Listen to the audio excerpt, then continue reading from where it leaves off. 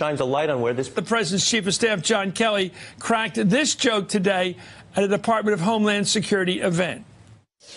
I would just open by saying I have almost no right to be up here on the stage. I mean, I was in the department. You have every right to be here. And I miss every one of you every day. I went...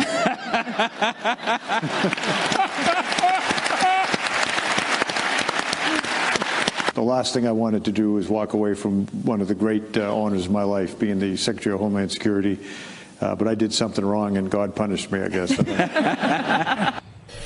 Well, historian Douglas Brinkley told the Washington Post Trump is a lone wolf president in a sequestered White House. It's just raining bad news on the president. He's in a corner, and there's no easy exit. For more, I'm joined by Washington Post opinion writer Jennifer Rubin, Washington Post columnist Eugene Robinson, and Washington Post White House reporter Ashley Parker, all our MSNBC contributors. Ashley, tell us about the chaos, if you can paint a picture of the chaos you've described in the White House right now. Well, you laid out a pretty good litany of chaos in your introduction, but it's incredibly chaotic and turbulent right now.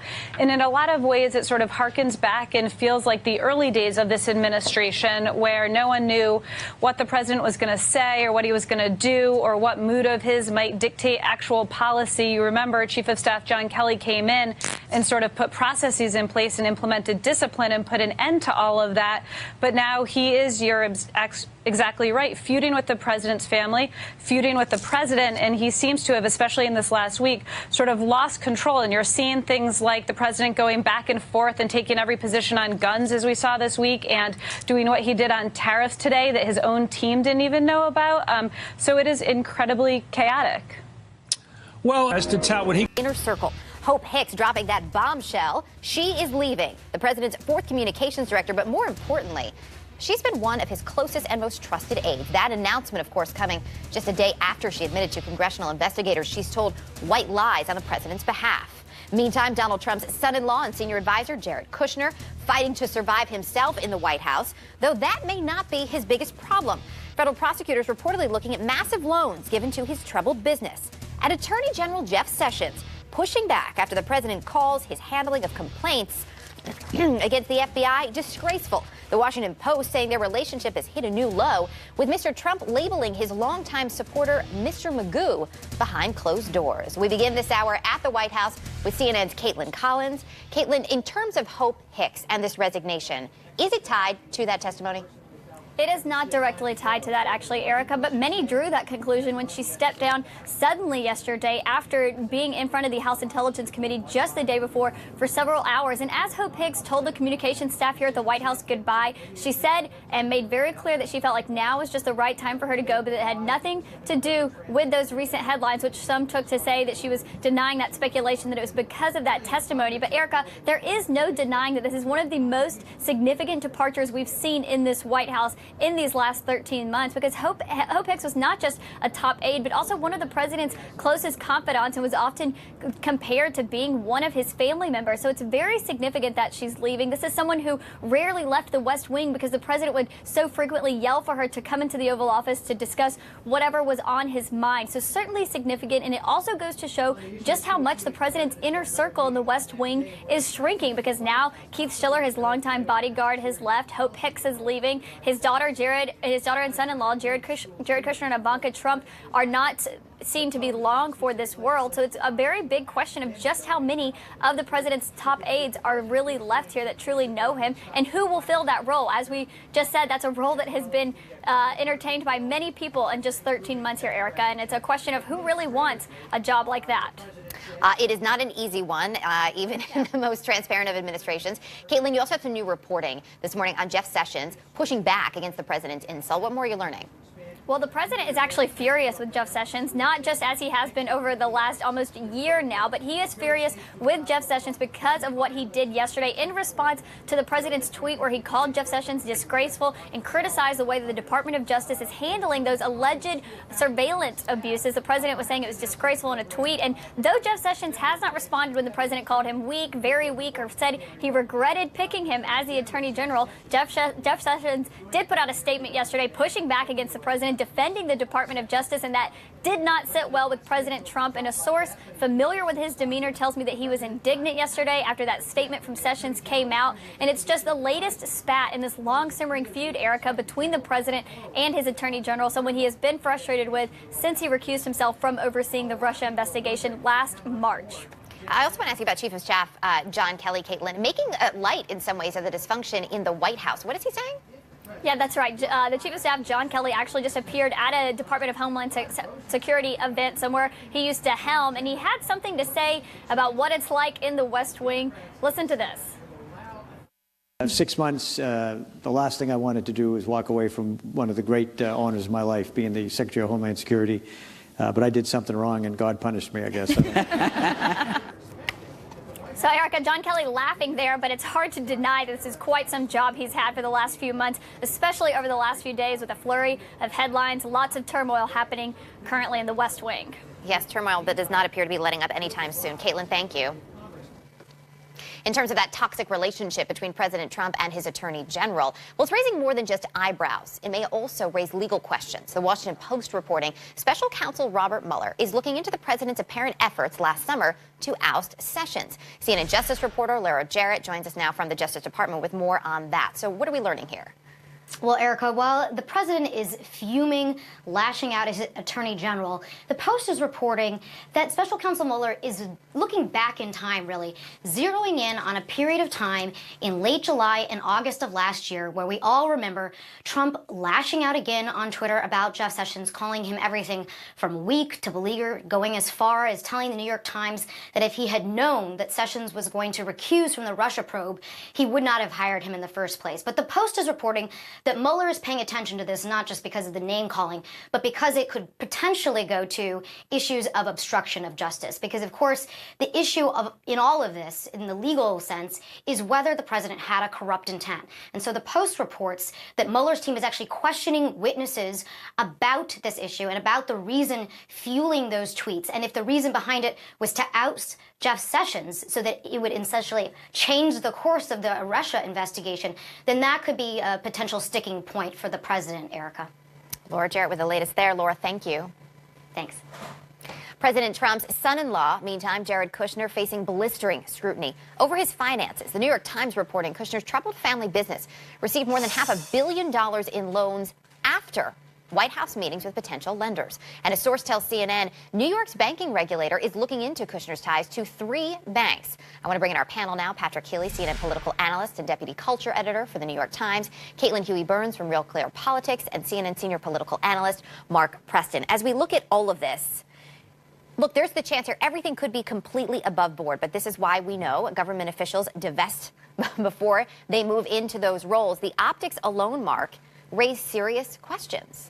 You know, Erica, the hubris alone raises questions. The fact that he would actually do this, that he would meet with these folks knowing full well that his company was trying to obtain these massive loans to keep his company afloat and to move forward is just absolutely outrageous. And you know, Erica, the only thing that is really protecting the Trump campaign right now, or rather the Trump associates and the president himself, from actions such as these, is just this vitriol and hatred for Washington. People are looking in at Washington and they're saying, listen, if Donald Trump's going to do it, they always do it. They've always done it. We know what people think about the institution of Congress. We know how low the approval ratings are. And in many ways, I do think the likes of Jared Kushner is getting away with that because of the antipathy and the anger directed directly at Washington.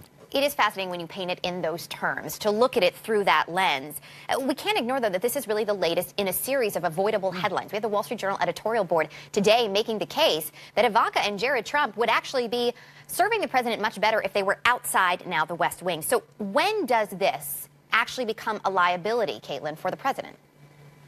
Well, it already seems to be becoming a liability because we've seen these headlines over the past couple of days. Remember, earlier this week, Ivanka Trump, there were a lot of questions about the lines in which she was a representative of the delegation in South Korea, but also taking that first daughter role. You had Jared and the security clearance revoked, raising a lot of questions about what exactly he would be able to do in his role with this vast portfolio that you have. And now with this, you have, the optics are very important, and the questions questions of pay for play. And those were some questions that were raised by the Trump campaign about the Clintons during the presidential campaign. So this all looks bad. And it also comes, as Caitlin mentioned earlier, that the president's inner circle has been diminished in the White House, which makes me ask the question of what will this mean now for Trump when you have his daughter and son-in-law kind of on the ropes, when you have his close, right-hand woman leaving the White House? What would this prompt Trump to do in this moment of insecurity? I like it that you just read my mind for where I would like to go next, actually, with this, and that's something I want to pose to you, Patrick. When we do look at this inner circle shrinking, with Hope Hicks leaving at this point, the remaining inner circle in the West Wing, loyalty is paramount, as we know, to this president. But what is the impact now when we are down to really two players?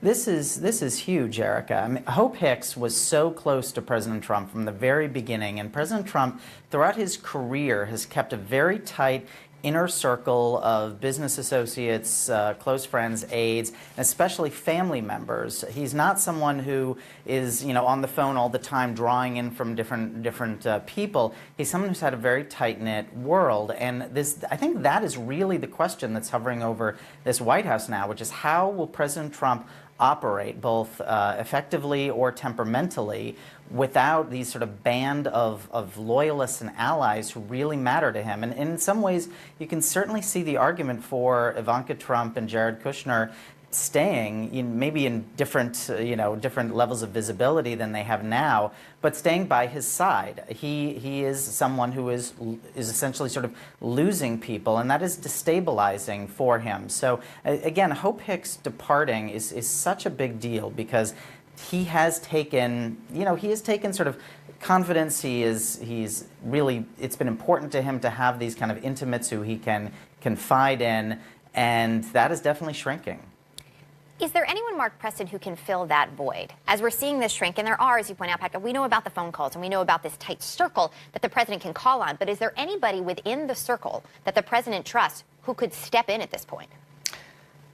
That's a very good question, and not off the top of my head. I would say this: it's certainly not within the administration. I don't think there's anybody there that will ever rise to the level of, as Patrick says, a family member. And Hope Hicks wasn't a family member, but in many ways she was so close to the family. She had worked for Ivanka Trump. So I don't know who goes in and really becomes the soother in chief, right? There's somebody, the person who can go in and perhaps dial back some of the frustration and anger that we have come to know from President Trump when he watches television or he feels that he is slighted. Now, the second question is, who's going to be the communications director? This is a position that in past administrations has been a gigantic job. This is something that you strive to go for. Perhaps one name within the administration would be Mercedes Schlapp. She's somebody who's been around for a while that could fill that role. But let's not underestimate the fact that they actually need some kind of communication strategy because they don't have one. We're going to have to end our communication there. Mark Preston, Caitlin Huey Burns, Patrick Healy, thank you all. Coming up, the NRA pushing back against President Trump after he endorses a variety of measures the gun lobby does not support. Will the president stand his ground? Plus, breaking this morning, Russian President Vladimir Putin today unveiling a new nuclear missile and boasting it is invincible to all existing defense systems. Now, one Republican senator calling it surreal. During yesterday's brainstorming session with lawmakers on guns, President Trump tended to agree with Democrats and even put some ideas on the table that have riled the NRA. These comments really, though, raised some eyebrows. Take a listen. Some of you people are petrified of the NRA. You can't be petrified. In your bill, what are you doing about the 18 to 21? We didn't change that. Okay, are you going to leave that? Because you're afraid of the NRA, right? Now, this is not a popular thing to say in terms of the NRA, but I'm saying it anyway. It doesn't make sense that I have to wait till I'm 21 to get a handgun, but I can get this weapon at 18. I don't know. I like taking the guns early. Take the guns first, go through due process second. If you add concealed carry to this, you'll never get it passed. CNN's Selin Sarfati joins us now from Capitol Hill. So how are the president's comments going over today? Well, I think it continues to really stun a lot of lawmakers up here on Capitol Hill, Erica, many of whom returned back up here on the Hill, really scratching their heads at many of the specific things the president had to say yesterday and really questioning how this changes and mixes up the dynamics of the politics of this debate going forward. You have many Republicans clearly frustrated that that kind of freewheeling open session that played out in front of live TV really led the president to embrace some Democratic policy ideas that many Republicans up here on Capitol Capitol Hill do not support, and they know, the leaders know, cannot get passed through in this political climate up here, then you have many Democrats really fiercely skeptical of what President Trump said, what he did embrace and what he did endorse essentially yesterday. Speaking of Chris Murphy, who's working on some legislation with Senator Cornyn up here, he was very frustrated, saying, I wonder if essentially the president is going to stick with what he said. Here's what he had to say last night. If he's such a good deal maker, then go out and find 10 or 15 Republicans who will support it. I don't know yet whether that was just a performance or whether that is actually the new position of the White House. And that use of the word performance really key. We've heard that from many lawmakers since that meeting yesterday. The fact that this did play out in front of live TVs, and lawmakers up here really want the president to be very specific what legislation he not only does support, but what legislation he's willing to push for and fight for. And that was what Chris Murphy was essentially saying by saying he has to deliver the votes, he has to deliver the amount of Republicans and give them some political cover so that they can get to a legislation that can get 60 in the Senate. That said, Erica, we will potentially see if there will be more clarity that comes from the White House today as they discuss their gun and school safety proposals. So that is happening today. But real quickly, is there a feeling, because there is this frustration, as we just heard there, and this question about what will we see from the president in terms of specifics and support moving forward, is there a sense that anything is going to start to move today? Likely not. That's the feeling up here on Capitol Hill. We heard from the Senate Majority Leader Mitch McConnell on the floor moments ago, and he did not mention this debate at all. It was complete silence from him about everything going on. The real reality of the situation is you have multiple proposals. You have a lot of ideas. The president hasn't come fully behind one, and one that could potentially pass. All right, well, we'll be watching that. As you point out, the president holding more meetings with lawmakers on school safety today, so we'll look for that as well. Sunlen, thank you. Let's dig in a little bit deeper. CNN political commentator and Democratic strategist Joe Trippi and former presidential writer for George W. Bush, Ned Ryan, who's now head of the conservative group American Majority, both joining me. Gentlemen, good to have both of you here. There is a lot of question and a legitimate question this morning about where the president stands and what his words will mean not just today but tomorrow. In fact, take a listen. Crossed everybody's mind. Is this the Tuesday Trump or the Thursday Trump? It's a Wednesday, so don't know. We'll see. I hope that he sticks to it. He expressed support to raise the minimum age for assault weapon purchase to 21. Senator Feinstein and I have legislation to do that. And so it's just been introduced today. So I hope that he sticks to it. Skepticism there, not just coming from Democrats, but from Republicans as well. The president and the White House have not been firm, specifically when we talk about raising the age limit to 21. And we have seen the president go back and forth before. Immigration, a perfect example here, Ned. So do you agree with Jeff Flake? Is there a legitimate question here about where the president will be today or even tomorrow? I think what we saw yesterday was, again, another very open session, spitballing ideas that I think some people want to read a lot of things into. But I will say this. I mean, as a Trump supporter, what gave me pause was when he said, let's take guns and we'll worry about due process later. What I hope he was talking about, and again, we'll get clarity, is if he's talking about a gun violence restraining order approach, and if properly written, would allow police to secure weapons from a dangerous person after a judge's consent and allow that person to have recourse in 72 hours, I'm open to having that conversation. So I think we need to clearly define what was actually being discussed. In regards to raising the age limit from 18 to 21, I mean, that opens a whole other can of worms. Are we going to talk about military age, marriage age, voting age? We're going to have a bifurcated system in which you can do some things at 18 but not others. I think the thing that needs to be clarified in all of this is there is broad bipartisan support for fixing the national instant criminal background system. I think that needs to be fixed. It needs to be fully funded. I think these federal agencies, everyone needs to be compelled to upload the correct information, whether it's dishonorable discharge, domestic abuse, felonies, so that these things can be done correctly moving forward. But my concern is, Erica, when people try to go too far, and I actually agree with Trump, there shouldn't be national reciprocity in this bill. At the same time, when Dianne Feinstein's bringing up, well, let's ban all weapons of war. So wait, let me stop you, though. Let's focus on what we can do to get real reform, and background check is where we have bipartisan support. Well, background checks and fixing NICS are two different things. Let's be clear here. If we're talking about universal background checks, that's different. But are you saying that reform should stop at fix NICS, basically enforcing what's out there? Well, first of all, we have to actually fix what's out there in regards to NICS, because there are a lot of things. Let's think about the Sutherland Springs shooter. If the Air Force had properly notified the FBI, he wouldn't have been able to get a gun. Absolutely, and we've seen some changes in that. Some of our own reporting here has dug in. The likes of our own Jose Pagliari doing a great job digging in and letting us know that thousands have now been added in the wake of Texas because of that from the military. But just a yes or no on that. Are you saying that we need to stop at fix NICS and that's good enough? No, I think that's the first step. Let's get that fixed, and then if we have to have the conversation about going further, let's have that conversation. But I feel like people want to go from point A to point Z, and let's do A, B, C first, and then if those don't work, we can have the conversation about other things in the future. But the problem here is that the president's at point A and point Z. I mean, you know, basically this is about presidential leadership. There's been a big shift in this country. It's clear. The ground is shifting beneath everybody's feet on this issue. The Republicans in the House and the Senate know that. And the president's the one person in his party and in the country right now who could lead, sort of Nixon goes to China kind of thing, where he can actually lead the rank and file in his party's base to common sense gun laws that start to address this problem.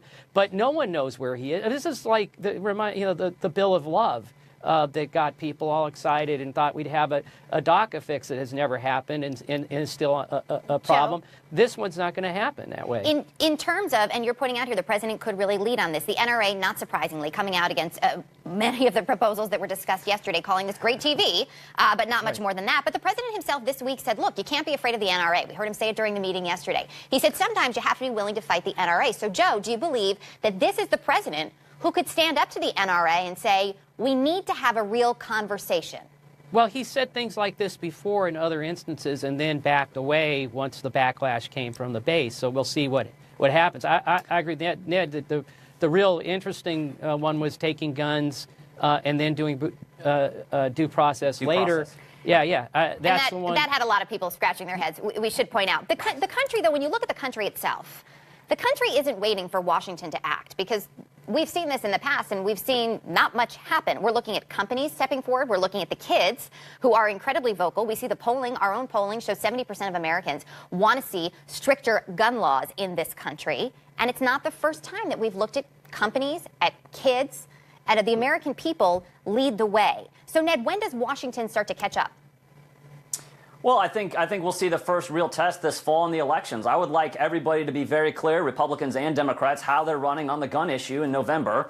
You know, Democrats have put up a bill in the House in which they've essentially said they want to ban and do away with all semi-automatic weapons. Fine, run on that bill very clearly in November. Republicans should be very clear as to where they stand on the gun issue, and let the American people decide in the midterms how they actually feel when push comes to shove on the gun issue. And, you know, Erica, I would actually challenge, if Democrats feel this strongly about it, be very clear, especially with the 10 Democrat senators that are up for re-election in very red states, run on that gun bill in which they want to do away with all semi-automatic weapons and see how it works for them in November. Well, listen, in terms of Democrats, I think we can say very clearly here, they are not in lockstep with one another. For all the finger-pointing from Democrats at Republicans for not doing anything, they're the Joe Manchins of the world, Joe. And so what will it take for them to move on? And these are the words of the president. He wants to see a comprehensive bill. What will it take for the Joe Manchins of the world to move on a comprehensive bill? I think there are plenty of Democrats who are willing to meet halfway and start to make real common sense, a fight for a common sense bill. It's unclear that enough Republicans, and they have the majority, are going to stand up to the NRA. And it's unclear, by the way, Ned talks about Democrats need to be clear. Well, the president is the one who can lead on this. And that's where I really think we're at that moment where he really can give everybody enough of a shield to join with him and reach across and start building, doing real sensible things, making it 18 to 21. I mean, just a lot of common sense things that a majority of the people, 70%, 97% for universal background checks. But Washington can't get that done, and the president is the one that can lead enough Republicans and I think bring Democrats together to get it done and get something done for once, instead of what happens after all of these tragedies. A lot of talk, a lot of posturing before the cameras, like the show that was put on, like the DACA Bill of Law thing, and then nothing happens. We will have to watch and see. The president may step into that role. He is hearing it from a lot of people, and we'll have to see what happens next. Joe, Ned, we have to leave it there. Appreciate it. Thank you both. I want to get straight to some breaking news from the White House. Aides scrambling to prepare a trade policy on steel and aluminum. The president apparently wants to make an announcement today. The issue, the policy wasn't ready. CNN White House reporter Jeremy Diamond is here with more. So, Jeremy, what are you learning?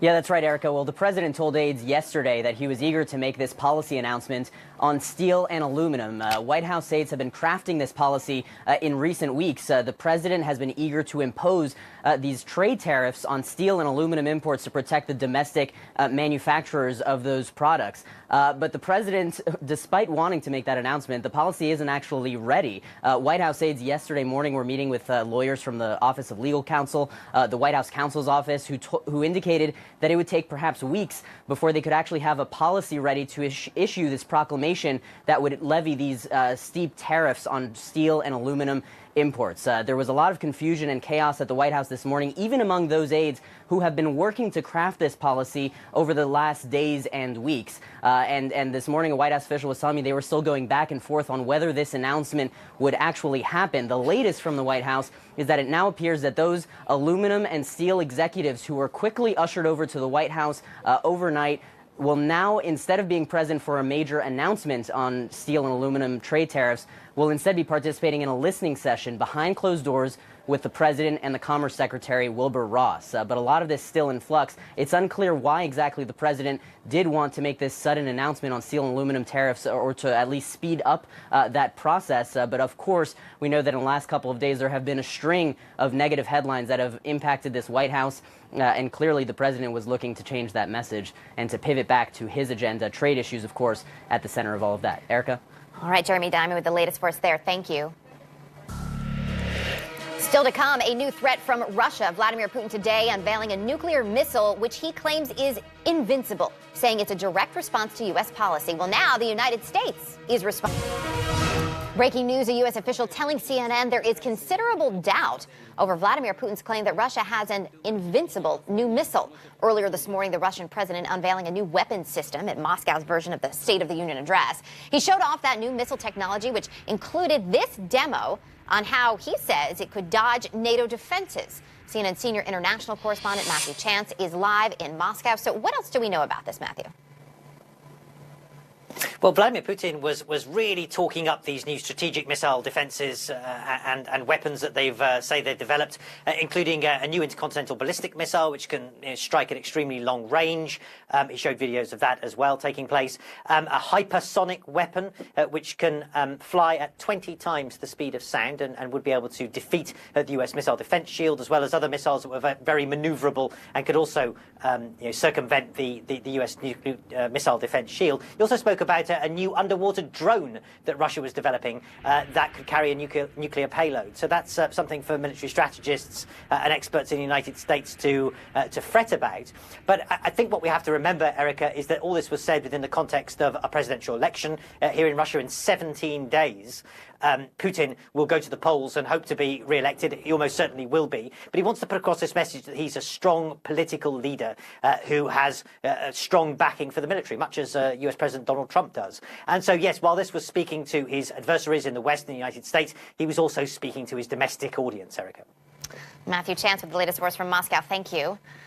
I want to bring in now CNN national security analyst Samantha Vinograd, who is senior advisor to the National Security Council during the Obama administration. I know you said earlier today, Sam, that this was really a speech for an audience of one. The man who lives in the White House right now, President Trump. So what's the message here? Is this a threat from Vladimir Putin? I do think that Vladimir Putin was speaking to one audience, and it wasn't anyone in Russia. It was Donald Trump. This "my missile is bigger than yours" rhetoric, I think, was a purposeful attempt to get the president riled up. Vladimir Putin doesn't need to win any votes. He has what we're calling an election in 17 days. He's completely rigged the system. To me, this wasn't about a domestic audience. He was trying to get the president distracted from anything that Trump may be doing to hold Russia accountable for their ongoing attack on the United States. Well, in terms of that attack, we know the U.S. is already under attack. The election systems, obviously, as we've heard from intelligence officials. We also heard from Mike Rogers earlier this week that the president has not given him the authority to retaliate in that instance. And this president has been reluctant to take action against Russia, even with a direct prompt. Is there reason to believe this is any different? I think that we have to actually consider them as linked. I think the president's inaction on Russia's ongoing attack on the United States makes Vladimir Putin think, why wouldn't I say all this? Why wouldn't I show that I can violate treaties policies and laws and talk about strategic attacks all around the world. Vladimir Putin has no reason to feel constrained in any way, and I think that we're going to see more inflammatory rhetoric coming after this election and after Putin has an even broader mandate to continue his agenda. All right, Sam, appreciate it as always. Thank you. Still ahead, why the gun control debate boils over Washington. Republican lawmakers in Florida are quickly making moves to train teachers to carry guns. We'll get reaction from Democratic Florida Congresswoman Debbie Wasserman Schultz. Breaking news, Senator Marco Rubio speaking now on the Senate floor about his plans to prevent another Parkland. Let's listen in. Will not be easily resolved and will continue. But I also know that there is widespread support and agreement that we must act now as soon as possible to do everything we can to prevent another tragedy like Parkland from happening anywhere else ever again. That is a consensus position. No matter where you fall on this debate, no matter how far or how restricted restrictions on gun sales in America should be, no matter what your views are on that, I don't know of anyone who's in favor of school shootings, and I don't know of anyone who's in favor of seeing another one happen. There is common ground in that regard. And what I've tried to do over the last couple of weeks is to undertake efforts to determine what changes in federal law not only could have prevented this attack, but could prevent future ones. In that vein, I've met with state and federal law enforcement investigators involved not just in this case, but in gun laws in general. I've met with students and with teachers from Marjorie Stoneman Douglas High School, including 2 teachers that were injured in the attack. I've met with school board administrators, with the community at large, including an appearance last week at a nationally televised town hall. I've been in constant contact with several of the parents of victims who lost their lives. And I've also spoken to experts in firearm sales, spoken to a number of federally licensed firearm dealers that talk to you about some of the frustrations they have with our existing law and their inability to address people that ultimately turn out to be individuals who should not own any gun of any kind. And so based on these meetings, based on all of this input, based on all the other research that's out there leading to this, the first thing I want to say, I actually believe this attack could have and should have been prevented if current law had been fully enforced. This killer was a well-known danger to the school district. He was a well-known danger to the Broward Sheriff's Office. He was a well-known danger to his neighborhood.